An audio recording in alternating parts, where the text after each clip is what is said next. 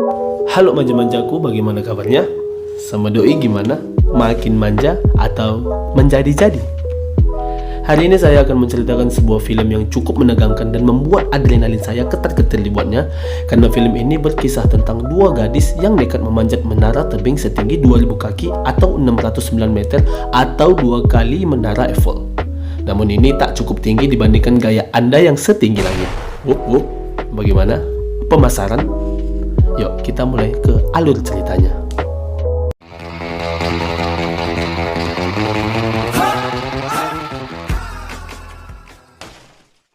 Bisa diawali dengan memperlihatkan tiga kaula muda dengan jiwa membara-bara. Ada Becky si tokoh utama dan pacarnya Becky, dan Hunter sahabat mereka berdua. Mereka bertiga memiliki hobi yang sama, yakni memanjat tebing-tebing curam. Dan di saat tengah memanjat sebuah tebing, terjadi sebuah kejadian insiden kecil di mana dan dikagetkan dengan seekor burung yang keluar dari celah lubang, membuat Dan terjatuh sampai tewas.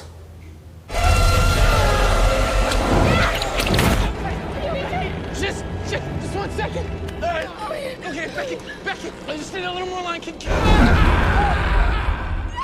51 minggu setelah insiden tersebut, Becky terlihat terpukul atas peristiwa musibah yang mereka alami sehingga membuat ia kini menjadi pecandu alkohol, sering melamun, makan tak mau, begadang kuat, profil WhatsApp-nya pun tak ada, pertanda Becky sedang tidak baik-baik saja. Saat pulang, Becky melihat ayahnya yang dari tadi menunggu Becky lantaran khawatir putri kesayangannya kenapa-napa, dan karena kita tahu bahwa semenjak tewasnya Dan membuat Becky frustasi dan menjauh dari orang-orang sekelilingnya termasuk ayahnya sendiri.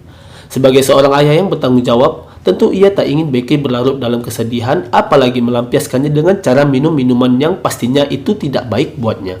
Lalu ayahnya mengatakan, andai sajalah jika yang terjatuh itu kau nak, mungkin si Dan sekarang sudah move on, menjalani hidupnya dengan normal, dan mungkin ia juga sudah memiliki pasangan baru sebagai penggantimu. Iya juga sih. Mendengar hal itu, Becky langsung pergi meninggalkan ayahnya sambil mengatakan, aku tak ingin bertemu denganmu lagi. Keesokan harinya, Becky didatangi sahabat lamanya Hunter yang kita lihat di awal. Hunter menawarkan Becky sebuah perjalanan yang cukup menantang adrenalin, yakni menaklukkan sebuah menara TV B67 yang memiliki tinggi 2000 kaki atau 2 kali lebih tinggi dari menara Eiffel. Awalnya Becky tak tertarik dengan penawaran tersebut, lalu ketika Hunter mengatakan jika sudah sampai di atas, kau bisa membuang debu mayat Dan, maka kau akan merasa lebih baik. Akhirnya, Becky menerima ajakan tersebut. Singkat cerita, Becky dan Hunter berangkat menuju lokasi, lalu mereka singgah di sebuah restoran. Di saat Becky ingin menumpang mengisi daya ponselnya, pelayan yang cantik dan baik ini pun mengatakan listrik tak ada yang gratis. Tak kehilangan akal, Hunter mencabut bola lampu hias dan mencarikan ponsel mereka dari situ. Keesokan harinya, pagi-pagi sekali, Becky dan Hunter akan memulai aksi mereka.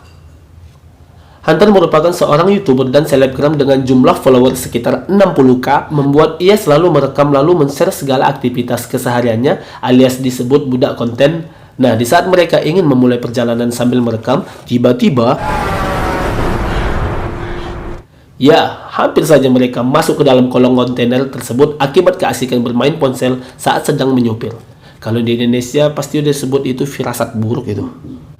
Singkat cerita, mereka tiba di pintu gerbang masuk yang terkunci dan memutuskan untuk berjalan kaki menuju menara. Di perjalanan, mereka mendapati seekor bangkai rusa yang tengah dimakan burung pemakan bangkai. Entah firasat buruk atau apa, yang jelas hal ini cukup membuat Becky sedikit ragu.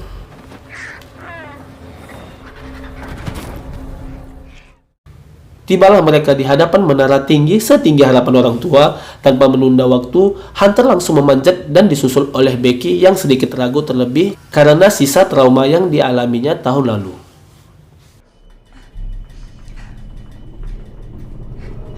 Perlahan namun pasti mereka menginjak anak tangga yang berkarat satu demi satu yang tanpa mereka sadari bahwa menara ini sudah lapuk temakan usia. Belum setengah perjalanan, sedikit ada kejadian yang membuat saya pribadi agak merinding tatkala salah satu anak tangga yang dipegang oleh Becky terlepas, dan itu cukup membuat saya spot jantung.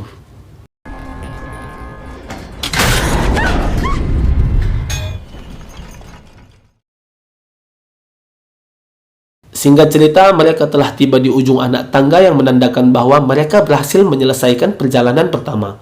Becky mengira bahwa ini telah selesai, namun Hunter mengatakan bahwa mereka harus memanjat sepucuk tiang tunggal ini dengan tinggi 70 meter aja, yang mana MW alias mau nggak mau membuat Becky terpaksa mengikutinya. Terlihat dari raut wajah Becky yang sangat lelah dan ragu lantaran siapa yang bisa menjamin bahwa tiang ini kokoh, kuat, mengingat ini adalah tiang lama yang ditinggalkan. Di perjalanan yang hampir mencapai puncak, si Hunter ini sempat-sempatnya bermain dengan maut, menggoyang-goyangkan tangga yang mereka pijak, membuat Becky menjadi panik-panik manja. Dan yang tidak mereka sadari adalah baut pengait tangga tersebut terlepas akibat getaran yang dihasilkan dari goyangan itu, dan ini cukup membuat saya tegang-tegang manja dibuatnya. Sumpah takut kali sama ketinggian. Alhamdulillah sampailah mereka di puncak dengan selamat, yang mana momen ini tidak mungkin mereka sia-siakan dan langsung mengabadikannya ke dalam ponsel mereka. Layaknya wanita yang pengen memiliki spot foto bagus, Hunter dengan happy bersuah foto dengan berbagai gaya sampai nekat bergelantungan biar lebih menantang dan banyak likers di Instagram, tanpa memikirkan keselamatan mereka. Okay, I've got you.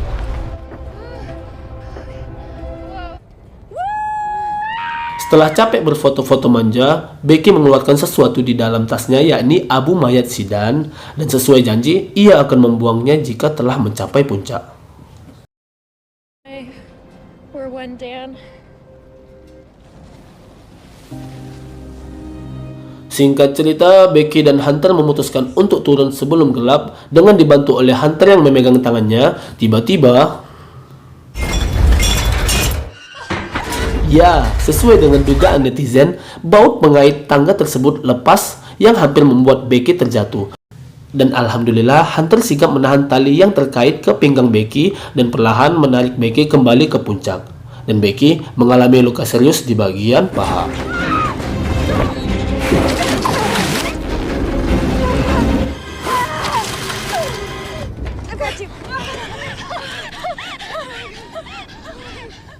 Bingung bagaimana bisa turun ke bawah mengingat seluruh tangga di tiang tersebut sudah jatuh, membuat mereka memikirkan cara lain agar dapat turun dengan selamat. Di saat itulah Betty menemukan sebuah teropong dan tembak suar yang menempel pada tiang. Sementara jaringan pun tidak ada karena mereka terlalu tinggi di atas permukaan tanah. Hal ini cukup membuat mereka panik-panik manja. Beberapa jam berlalu, Hunter memiliki ide dengan mengikatkan ponselnya ke seutas tali yang mereka bawa, lalu mencoba mengirim pesan kepada followersnya yang berjumlah 60k dan hasilnya pun nihil. Tak sampai situ, Hunter nekat menjatuhkan ponselnya dengan dilapisi sepatu Converse dan bra milik Hunter agar terlindung dari benturan, yang menandakan bahwa sepatu Converse dan bra milik Hunter original, bukan KW-KW.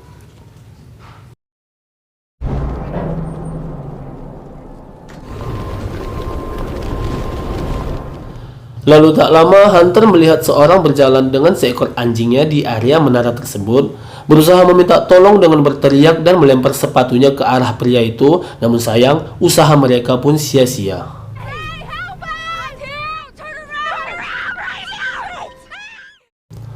6 jam telah berlalu dan matahari ganti shift dengan bulan. Hunter kembali melihat ada pria di sebuah mobil karavan, lalu mencoba meminta tolong dengan menembakkan suar ke atas dan menggunakan sebuah kamera flash ponsel mereka sebagai isyarat. Dan tiba-tiba,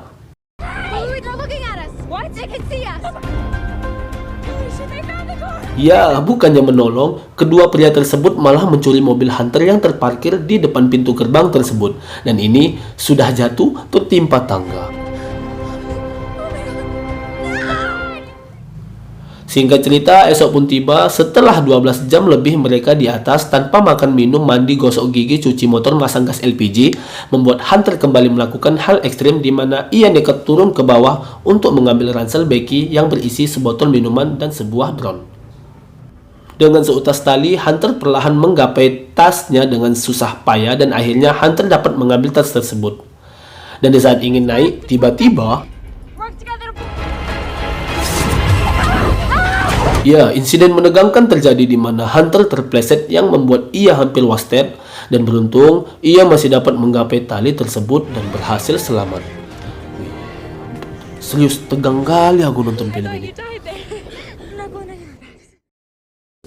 Tas sudah didapatkan dan minum pun sudah ditenggak. Saatnya mereka menghidupkan drone dan menuju ke restoran tempat mereka makan kemarin. Namun naas, drone-nya pun kehabisan baterai dan harus kembali. We'll grab it when it gets close. It's coming back. Fight up. Malam hari pun tiba. Ketika tertidur, Becky diganggu oleh sekawanan burung bangkai dan melihat Hunter tengah disantap oleh burung bangkai tersebut. Dan ya, itu semua hanya sebuah mimpi buruk halusinasi Becky semata. Becky, it's okay. Singkat cerita, sudah 3 hari mereka terjebak di atas, di mana Becky teringat akan trik Hunter untuk mencarger drone-nya di sarang bola lampu menara tersebut. Dengan susah payah, Becky bertahan di puncak tersebut sampai menunggu baterai drone-nya penuh.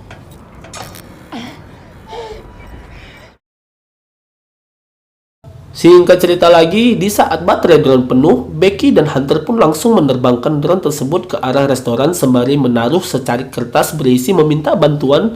Namun tiba-tiba, Come on, you son of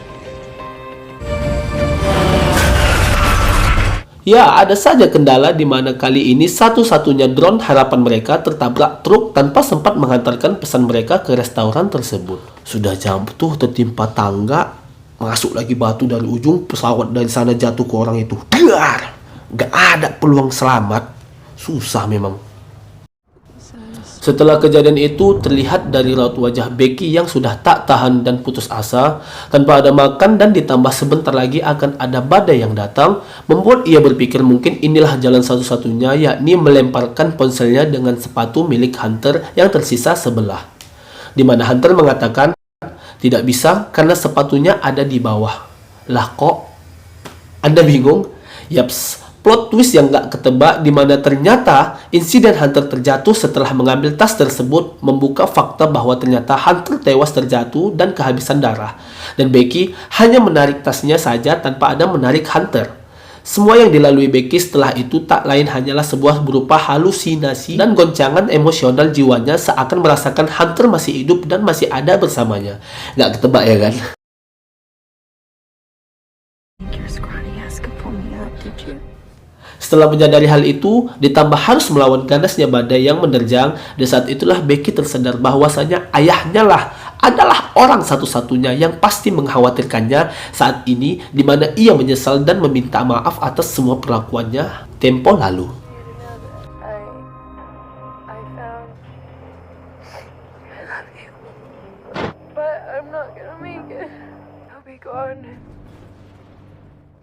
Singkat cerita, 4 hari telah berlalu, kita melihat Becky tertidur lemah dan membiarkan burung nasar alias burung pemakan bangkai memakan luka-lukanya. Dan ya, jiwa survival dan insting bertahan hidup muncul di mana ia sengaja memancing burung tersebut datang lalu menangkapnya untuk dijadikan santapannya mentah-mentah, nggak pakai masak.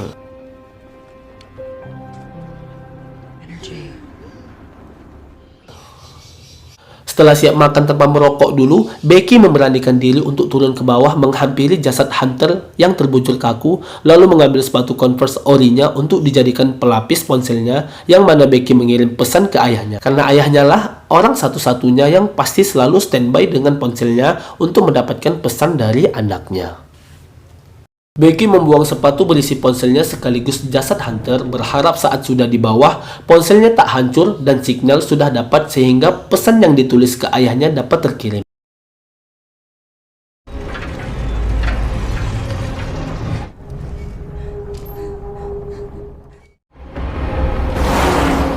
Tak berapa lama setelah mendapat pesan dari Becky, ayahnya bergegas menuju ke lokasi dan mendapati sudah banyak polisi lalu sekantung mayat dan ya, alhamdulillah, Becky selamat dan dapat bertemu dengan sang ayah.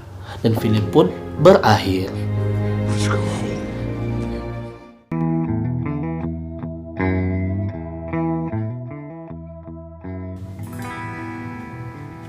Dari film ini kita banyak belajar bahwasannya bukan seberapa tinggi gunung yang bisa kamu daki, bukan seberapa tinggi menara yang bisa kamu panjati, tapi seberapa tinggi rasa hormat kalian kepada orang tua Anda. Sehingga pesan yang bisa kita ambil adalah jangan durhaka. Itu aja. Baiklah, saya Warloop dan rekan kerja saya pamit undur diri. Indonesia negara hukum, tingkat korupsinya nomor 1. Assalamualaikum warahmatullahi wabarakatuh.